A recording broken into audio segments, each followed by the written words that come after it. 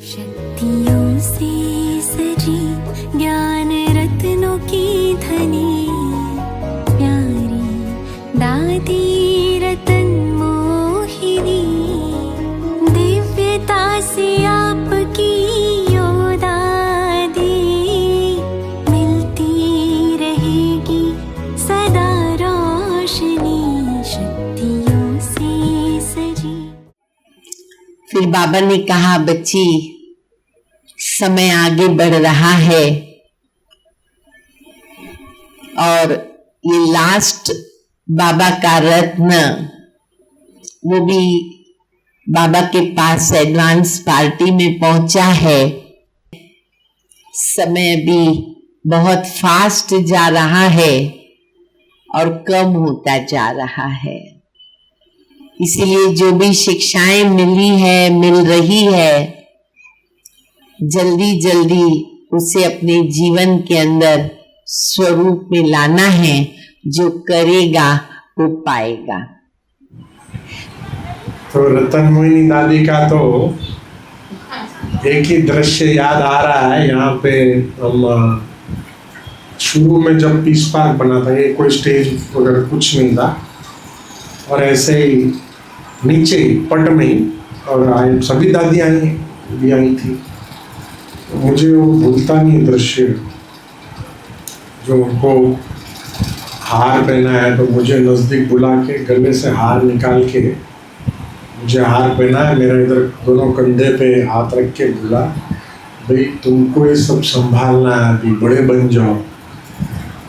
ये मुझे मेरे जहन में ये दृश्य सदैव रहता है जब वो आई थी। बाकी तो विशेषताएं तो बहुत है, पर एक विशेषता जो भुलाए नहीं भूलती वो है एक्यूरेसी। समय की पाबंद, हर बात में एक्यूरेट। मुझे एक बात बड़ा, जब भी लास्ट तक उनको मिला, ये जो बहनें, ब्रह्मा कुमारी बहनें जो साड़ियाँ पहनती ना, इनका जो प्लीट होता ना, प्लीट लास्ट तक अप टू डेट। दादियाँ हर जगह पर जाती थी, क्योंकि ब्रह्मा बाबा ने जब इस सेवा चालू किया, जैसे 14 बरस वनवास की जैसे उन्होंने तपस्या किया 14 बरस, उसके बाद जो दीदियाँ जो आई, तो दीदियों के द्वारा पूरा विश्व में सेवाओं का सिलसिला चालू किया।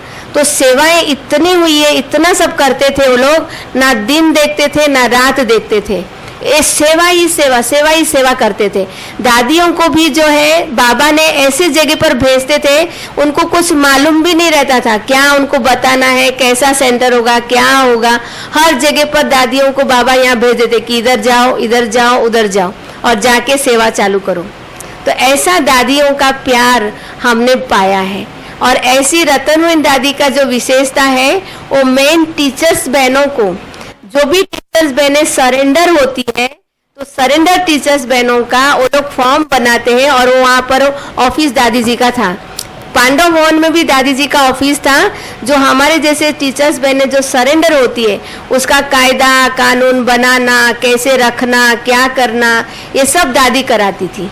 तो दादी का इतना बड़ा पार्ट रोल था, हर जगह पर दादी जो है बड़े बड़े ऑफिस। और फिर दूसरा, फॉरेन में भी जाने का जो है उनका पार्ट बना सेवा कैसी करना। क्लास सुनते हुए वो तैयार, आते जाते भी वो मुरली जरूर पढ़ती थी या क्लास, मतलब 1 मिनट भी वो कभी अपना टाइम व्यर्थ नहीं करती। अभी इतनी बड़ी दादी, उनको क्या जरूरत है क्लास सुनने की, छोटों की, लेकिन नहीं, वो जरूर क्लास, सबके क्लास। ये हमने देखा कि उनका जो ज्ञान के लिए जो इतना महत्व, कि हमने कभी किसी का देखा नहीं। मुरली तो 3-4 बार तो जरूर पढ़ते, जब भी भाषण करेंगे तो मुरली की पॉइंट तो जरूर सुनाएंगे। तो एक दिन दादी ने पूछा मुझे कि तुम थक तो नहीं जाती हो, क्योंकि छोटे छोटे थे हम लोग उस समय, और घर में तो कभी काम इतना किया नहीं था, और मधुबन में उस समय पांडव भवन ही था, और वहां भी सेवाएं बहुत होती थी। तो ऐसे पूछते पूछते उन्होंने मेरे हाथों को हाथ लगाया, माना जैसे हाथ दबाते हुए पूछा, थक तो नहीं जाती हो? मैंने बोला नहीं नहीं दादी जी, सेवा करने से खुशी होती है। तो सचमुच मैंने थोड़ी देर के बाद अनुभव किया कि थोड़ा बहुत जो दर्द था हाथों में वो भी छूमंतर हो गया जैसे कि। तो मैंने विशेष ये अनुभव किया कि देखो दादी के पूछने से और हाथ लगाने से ही क्या हो गया, दर्द गायब हो गया। तो एक बार मैंने बताया कि मैं जो भी गुण है या अवगुण है तो उसके ऊपर थोड़ा मैं मनन चिंतन करती हूँ कि इस गुण को मैं कैसे धारण करूं या फिर धारण करने से क्या क्या फायदे होंगे।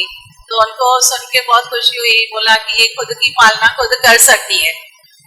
तो ये उन्होंने सर्टिफिकेट दिया।